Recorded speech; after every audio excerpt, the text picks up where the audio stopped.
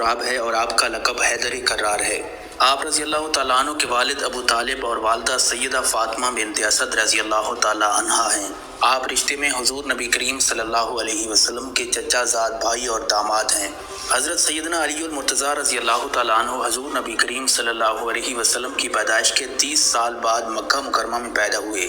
آپ کی پیدائش خانہ کعبہ میں ہوئی اور رسول خدا صلی اللہ علیہ وسلم نے آپ کے منہ میں اپنا لعاب مبارک ڈالا تھا۔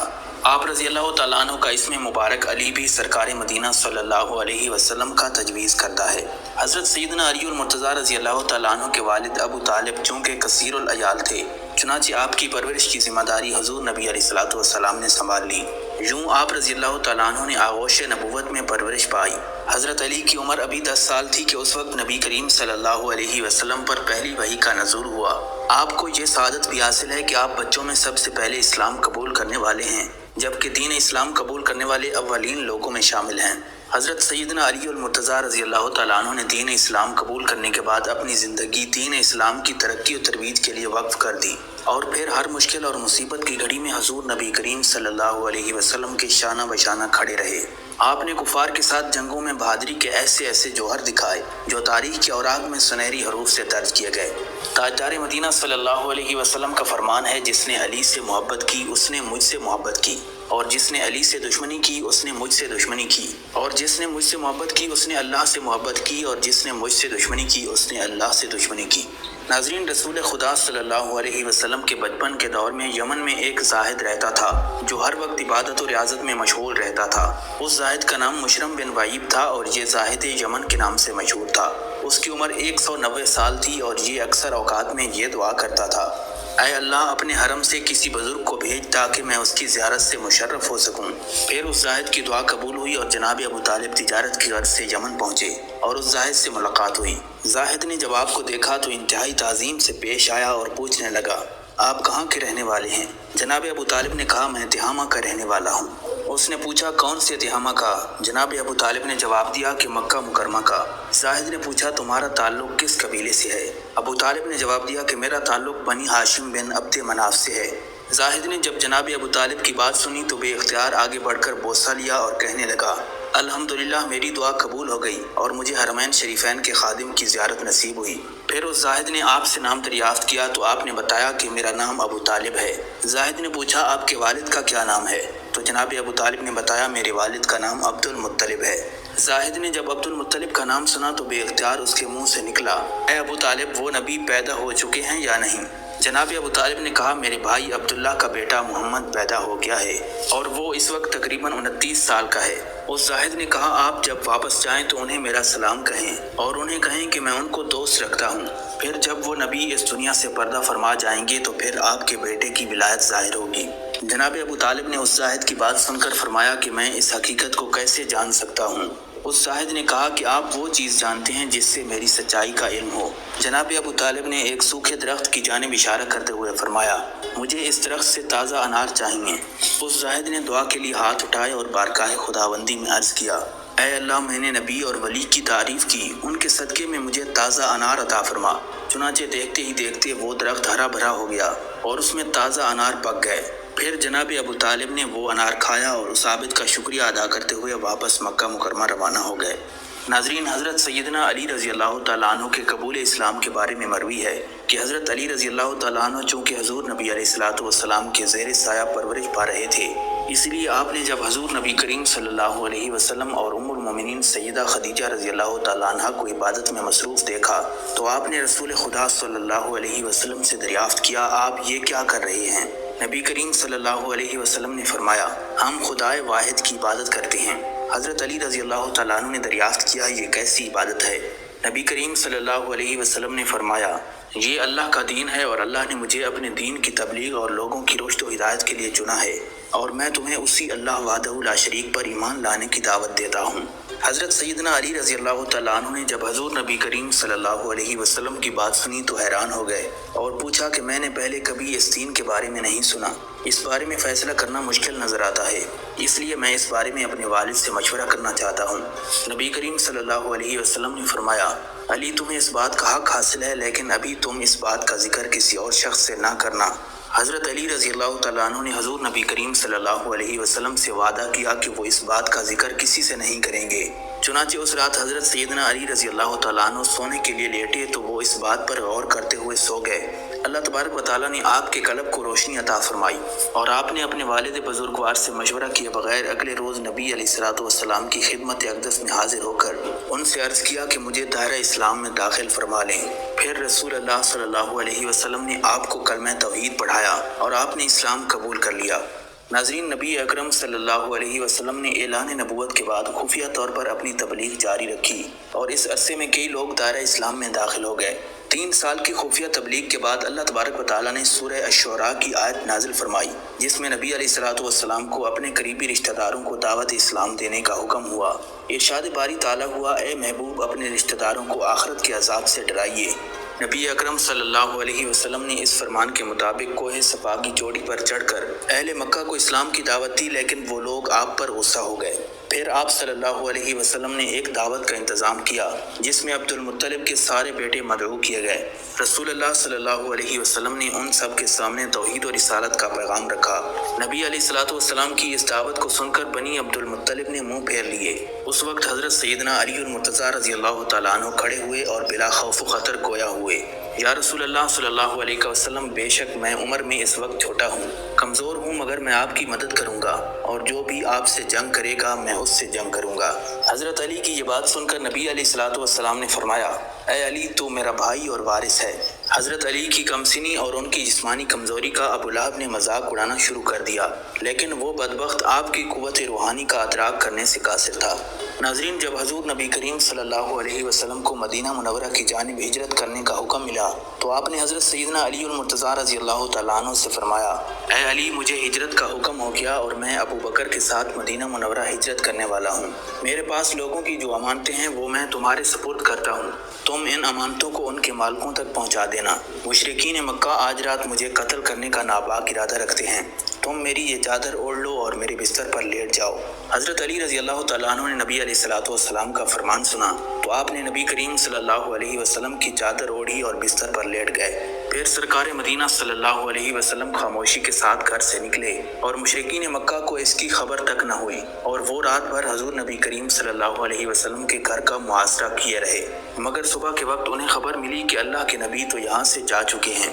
حضرت عبداللہ ابن عمر رضی اللہ تعالیٰ عنہ سے مروی ہے، فرماتے ہیں کہ ہجرت مدینہ کے بعد نبی کریم صلی اللہ علیہ وسلم نے انصار و مہاجرین میں بھائی چارہ قائم فرمایا۔ حضرت سیدنا علی المرتضیٰ رضی اللہ تعالیٰ عنہ نے نبی کریم صلی اللہ علیہ وسلم کی خدمت میں حاضر ہو کر عرض کیا، یا رسول اللہ صلی اللہ علیہ وسلم، آپ نے تمام صحابہ کرام کے درمیان مساوات اخوت کا رشتہ قائم کیا، لیکن میرے ساتھ ایسا کچھ معاملہ نہیں کیا۔ نبی کریم صلی اللہ علیہ وسلم نے فرمایا، اے علی تم دنیا اور آخرت میں میرے بھائی ہو۔ ناظرین، حضور نبی کریم صلی اللہ علیہ وسلم کی لاڈلی صاحبزادی خاتون جنت حضرت سیدہ فاطمہ الزہرا سلام اللہ علیہا سے نکاح کے لیے حضرت سیدنا ابو بکر صدیق اور حضرت سیدنا عمر فاروق رضی اللہ تعالیٰ عنہ نے نبی کریم صلی اللہ علیہ وسلم کو پیغام بھیجا، مگر حضور علیہ الصلوۃ والسلام نے ان دونوں صحابہ کرام کو یہی جواب دیا کہ مجھے حکم الہی کا انتظار ہے۔ ایک دن حضرت سیدنا ابو بکر صدیق اور حضرت سیدنا عمر فاروق رضی اللہ تعالیٰ عنہ محو گفتگو تھے اور گفتگو کا موضوع تھا کہ ہمارے سمیت بے شمار شرفاء نے نبی علیہ الصلوۃ والسلام کی دختر شہزادی کونین خاتون جنت سیدہ فاطمہ الزہرا رضی اللہ تعالیٰ عنہ سے نکاح کی خواہش ظاہر کی ہے، لیکن ہم میں سے کسی کو اس بارے میں مثبت جواب نہیں ملا۔ ایک علی رہ گئے ہیں، لیکن وہ اپنی تنگ دستی کی وجہ سے خاموش ہیں۔ ہمیں ان کی حوصلہ افزائی کرنی چاہیے تاکہ وہ حضور نبی کریم صلی اللہ علیہ وسلم سے سیدہ فاطمہ الزہرا رضی اللہ تعالیٰ عنہ سے نکاح کی خواہش کریں۔ چنانچہ یہ حضرات اسی وقت حضرت سیدنا علی المرتضیٰ رضی اللہ تعالیٰ عنہ کے گھر تشریف لے گئے۔ انہیں پتہ چلا کہ حضرت علی اس وقت ایک دوست کے باغ کو پانی دینے کے لیے گئے ہوئے تھے۔ جب یہ حضرات وہاں پہنچے تو انہوں نے حضرت سیدنا علی رضی اللہ تعالیٰ عنہ کو اس بات پر قائل کر لیا کہ وہ نبی کریم صلی اللہ علیہ وسلم سے ان کی شہزادی کا رشتہ مانگیں۔ انہیں یقین ہے کہ سرکار مدینہ صلی اللہ علیہ وسلم ان کی جانثاری اور شرافت کی بنا پر انہیں اپنی شہزادی کا رشتہ دے دیں گے۔ حضرت علی رضی اللہ تعالیٰ عنہ نے ان اکابر صحابہ کرام کی تحریک پر نبی علیہ الصلوۃ والسلام کی خدمت میں حاضر ہو کر آپ سے حضرت سیدہ فاطمہ الزہرا رضی اللہ تعالیٰ عنہ سے نکاح کی خواہش کا اظہار کیا۔ نبی کریم صلی اللہ علیہ وسلم نے اسے قبول فرما لیا اور آپ سے دریافت فرمایا کہ تمہارے پاس مہر دینے کے لیے کیا ہے؟ آپ نے عرض کیا، اس وقت میرے پاس صرف ایک گھوڑا اور ایک زرہ موجود ہے۔ نبی اکرم صلی اللہ علیہ وسلم نے آپ سے فرمایا، تم جاؤ اور اپنی زرہ فروخت کر دو اور اس سے جو رقم ملے وہ لے کر میرے پاس آ جانا۔ حضرت علی رضی اللہ تعالیٰ عنہ نے زرہ لی اور مدینہ منورہ کے بازار میں چلے گئے۔ حضرت علی رضی اللہ تعالیٰ عنہ اپنی زرہ لے کر بازار میں کھڑے تھے کہ حضرت سیدنا عثمان غنی رضی اللہ تعالیٰ عنہ کا گزر وہاں سے ہوا۔ انہوں نے آپ سے یہاں کھڑے ہونے کی وجہ دریافت کی تو آپ نے بتایا، میں یہاں اپنی زرہ فروخت کرنے کے لیے کھڑا ہوں۔ چنانچہ حضرت سیدنا عثمان غنی رضی اللہ تعالیٰ عنہ نے وہ زرہ 400 درہم میں خرید لی اور پھر وہ زرہ آپ کو تحفتاً دے دی۔ آپ نے واپس جا کر تمام ماجرا نبی کریم صلی اللہ علیہ وسلم کے گوش گزار کیا۔ نبی اکرم صلی اللہ علیہ وسلم نے حضرت عثمان غنی کا یہ اظہار دیکھ کر ان کے حق میں دعائے خیر فرمائی اور زرہ کی رقم حضرت سیدنا ابو بکر صدیق کو دیتے ہوئے فرمایا کہ وہ اس سے حضرت سیدہ فاطمہ الزہرا رضی اللہ تعالیٰ عنہ کے لیے ضروری اشیاء خرید فرمائیں۔ حضرت سیدنا ابو بکر صدیق رضی اللہ تعالیٰ عنہ جب تمام اشیاء خرید کر لائے تو حضور نبی کریم صلی اللہ علیہ وسلم نے خود حضرت سیدنا علی رضی اللہ تعالیٰ عنہ اور حضرت سیدہ فاطمہ سلام اللہ علیہا کا نکاح پڑھایا۔ ناظرین، حضرت سیدہ فاطمہ الزہرا رضی اللہ تعالیٰ عنہ کی رخصتی کے بعد نبی اکرم صلی اللہ علیہ وسلم حضرت سیدنا علی رضی اللہ تعالیٰ عنہ کے گھر تشریف لے گئے اور اپنی دختر سے فرمانے لگے، اے فاطمہ، میں نے تمہاری شادی خاندان کے سب سے بہتر شخص سے کی ہے۔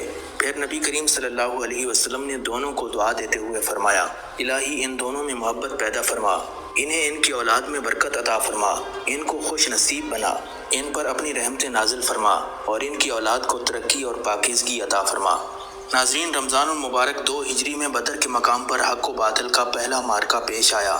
غزوہ بدر میں لشکر اسلام کی تعداد 313 تھی، جن کے پاس 70 اونٹ اور 3 گھوڑے تھے، جبکہ کفار کی تعداد 1000 کے قریب تھی اور ان کے پاس جنگی ساز و سامان بھی وافر موجود تھا۔ غزوہ بدر کا آغاز اس وقت کے جنگی قواعد و ضوابط کے مطابق پہلے فردن ہوا۔ میدان جنگ میں کفار کی جانب سے عتبہ بن ربیعہ اپنے بھائی شیبہ اور اپنے بیٹے ولید کے ساتھ میدان جنگ میں اترا۔ ان تینوں کے مقابلے میں حضور نبی کریم صلی اللہ علیہ وسلم نے 3 انصاری نوجوانوں کو میدان جنگ میں اتارا۔ عتبہ نے ان انصاریوں کو دیکھا تو اس نے للکار کر حضور نبی کریم صلی اللہ علیہ وسلم سے کہا، آپ ہمارے مقابلے میں ہمارے بھائیوں کو میدان جنگ میں بھیج دیں، جس پر نبی علیہ الصلوۃ والسلام نے ان تینوں انصاری نوجوانوں کو واپس بلایا اور حضرت سیدنا امیر حمزہ، حضرت سیدنا علی المرتضیٰ اور حضرت عبیدہ بن حارث رضی اللہ تعالیٰ عنہم کو میدان میں بھیجا۔ حضرت عبیدہ بن حارث اس وقت ضعیف تھے اور ان کی عمر اس وقت تقریباً 80 سال تھی، لیکن آپ جذبہ جہاد سے سرشار تھے۔ آپ کا مقابلہ عتبہ سے ہوا۔ حضرت سیدنا علی المرتضیٰ رضی اللہ تعالیٰ عنہ کا مقابلہ ولید سے ہوا اور سیدنا امیر حمزہ رضی اللہ تعالیٰ عنہ کا مقابلہ شیبہ سے ہوا۔ حضرت سیدنا امیر حمزہ رضی اللہ تعالیٰ عنہ اور حضرت سیدنا علی رضی اللہ تعالیٰ عنہ نے ایک ہی وار میں اپنے مد مقابل کی گردنیں اڑا دیں۔ حضرت عبیدہ بن حارث اور عتبہ بن ربیعہ کے درمیان گھمسان کا رن پڑا اور حضرت عبیدہ بن حارث باوجود ضعیف ہونے کے اس کا مقابلہ بڑی بہادری سے کر رہے تھے۔ حضرت علی نے جب دیکھا کہ ان کا فیصلہ نہیں ہو رہا تو آپ نے آگے بڑھ کر عتبہ کی گردن اڑا دی، جس کے بعد باقاعدہ جنگ شروع ہو گئی۔ اللہ تبارک و تعالیٰ نے غزوہ بدر میں لشکر اسلام کی مدد فرمائی اور لشکر اسلام نے کفار کے لشکر کو شکست فاش سے دوچار کر دیا۔ ناظرین، غزوہ احد میں جب لشکر اسلام اور مشرکین آمنے سامنے ہوئے تو مشرکین کی جانب سے ابو سعد بن ابی طلحہ لشکر سے باہر نکلا اور اس نے مغرورانہ انداز میں لشکر اسلام کو للکارا، کہنے لگا، کون بہادر ہے جو میرا مقابلہ کرے؟ سرکار مدینہ صلی اللہ علیہ وسلم نے حضرت سیدنا علی رضی اللہ تعالیٰ عنہ کو اشارہ کیا۔ حضرت علی نے اشارہ ملتے ہی ابو سعد بن ابی طلحہ پر لپک کر ایسا وار کیا کہ وہ گھوڑے سے نیچے گر پڑا اور اس کی شرمگاہ کھل گئی۔ آپ رضی اللہ تعالیٰ عنہ نے جب اس کو یوں بے پردہ دیکھا تو اسے چھوڑ کر واپس لوٹ گئے اور اسے مارنا مناسب نہ سمجھا۔ مدینہ منورہ کے نواح میں ایک قبیلہ بنو نذیر آباد تھا، جو ہجرت مدینہ کے بعد سے ہی قریش مکہ کے ساتھ خط و خطابت کے ذریعے اپنے روابط رکھے ہوئے تھا، اور بنو نذیر کو مدینہ منورہ میں دین اسلام کی ترقی اور فروغ سے شدید حسد تھا۔ وہ ہر وقت حضور نبی کریم صلی اللہ علیہ وسلم کو قتل کرنے کے منصوبے بناتے رہتے تھے۔ غزوہ احد کے موقع پر عبداللہ بن ابی سلول منافق، جس نے لشکر اسلام کے ساتھ غداری کی تھی اور اپنے 300 ساتھیوں کے ساتھ میدان جنگ سے فرار ہو گیا تھا، بنو نذیر کے ہاں مقیم تھا۔ نبی اکرم صلی اللہ علیہ وسلم نے غزوہ احد کے بعد بنو نذیر کو ان کی سازشوں اور عبداللہ بن ابی سلول منافق کو اس کے دھوکے کی سزا دینے کے لیے لشکر اسلام کے ہمراہ بنو نذیر کا محاصرہ کر لیا۔ بنو نذیر قلعہ بند ہو گئے اور لشکر اسلام کا یہ محاصرہ 15 دن تک جاری رہا۔ 15 دن کے بعد بنو نذیر کا ماہر تیر انداز غروا اپنے کچھ ساتھیوں کے ہمراہ مقابلے کی غرض سے قلعے سے باہر نکلا۔ حضرت علی رضی اللہ تعالیٰ عنہ نے نبی کریم صلی اللہ علیہ وسلم کے حکم پر اس کا مقابلہ کیا اور اس کا سر قلم کر کے نبی علیہ الصلوۃ والسلام کے قدموں میں ڈال دیا۔ ناظرین، غزوہ خندق کے موقع پر جب خندق کی کھدائی مکمل ہو گئی تو نبی کریم صلی اللہ علیہ وسلم کی جانب سے کچھ صحابہ کرام رضی اللہ تعالیٰ عنہم کو خندق کی مختلف جگہوں پر تعینات کیا گیا تاکہ کفار کی جانب سے کوئی خندق پار نہ کر سکے۔ خندق کی مغربی سمت حضرت سیدنا عمر فاروق اور حضرت سیدنا علی المرتضیٰ رضی اللہ تعالیٰ عنہم تعینات تھے۔ اس دوران عرب کا مشہور شہ سوار عمرو بن عبد اس جانب سے خندق پار کرنے میں کامیاب ہو گیا۔ عمرو بن عبد کے بارے میں مشہور تھا کہ وہ اکیلا 100 کا مقابلہ کر سکتا ہے۔ حضرت سیدنا عمر فاروق رضی اللہ تعالیٰ عنہ کے مشورے سے حضرت سیدنا علی رضی اللہ تعالیٰ عنہ نے اس کو للکارا اور فرمایا، اے عبد کے بیٹے، مجھے معلوم ہے کہ تو نے اعلان کر رکھا ہے کہ اگر کوئی شخص تجھ سے 2 باتوں کا مطالبہ کرے تو ایک بات تو ضرور مان لے گا۔ عمرو بن عبد نے مغرورانہ لہجے میں کہا، ہاں، میں نے اعلان کر رکھا ہے۔ حضرت علی رضی اللہ تعالیٰ عنہ نے اسے دعوت اسلام دی کہ وہ اللہ اور اس کے رسول پر ایمان لے آئے۔ عمرو بن عبد نے آپ کی بات سننے کے بعد کہا، مجھے اس کی ضرورت نہیں۔ آپ نے فرمایا، تو پھر میری دوسری بات یہ ہے کہ آ اور مجھ سے مقابلہ کر۔ عمرو بن عبد بولا، میرے تمہارے والد کے ساتھ اچھے تعلقات تھے، اس لیے میں نہیں چاہتا کہ تم میری تلوار کا نشانہ بنو۔ حضرت علی نے فرمایا، مگر میں اس بات کو پسند کرتا ہوں کہ تو میری تلوار سے جہنم واصل ہو۔ حضرت سیدنا علی رضی اللہ تعالیٰ عنہ کی بات سن کر عمرو بن عبد غصے میں آ گیا اور تلوار لہراتا ہوا آپ پر حملہ آور ہو گیا۔ آپ رضی اللہ تعالیٰ عنہ نے اللہ اکبر کا نعرہ بلند کیا اور دوسرے ہی لمحے میں عمرو بن عبد کا سر تن سے جدا کر دیا۔ ناظرین، 9 ہجری میں رسول خدا صلی اللہ علیہ وسلم نے حضرت سیدنا علی رضی اللہ تعالیٰ عنہ کو 150 سواروں کے ہمراہ قبیلہ طے کی سرکوبی کے لیے روانہ کیا اور حکم دیا کہ قبیلہ طے کے بت خانے کو مسمار کر دیں۔ حضرت علی اپنے لشکر کے ہمراہ اس تیز رفتاری سے قبیلہ طے پر حملہ آور ہوئے کہ انہیں سنبھلنے کا موقع ہی نہ مل سکا۔ آپ نے قبیلہ طے کا بت خانہ جلا کر راکھ کر دیا، جبکہ قبیلہ طے والے فرار ہو گئے۔ اس مارکے میں بے شمار مال غنیمت مسلمانوں کے ہاتھ آیا۔ قبیلہ طے کا حاکم عدی بن حاتم شام کی جانب فرار ہو گیا، جبکہ قبیلہ طے کی مشہور سخی حاتم طائی کی بیٹی کو لشکر اسلام نے قیدی بنا دیا، جسے مدینہ منورہ میں قید خانے میں رکھا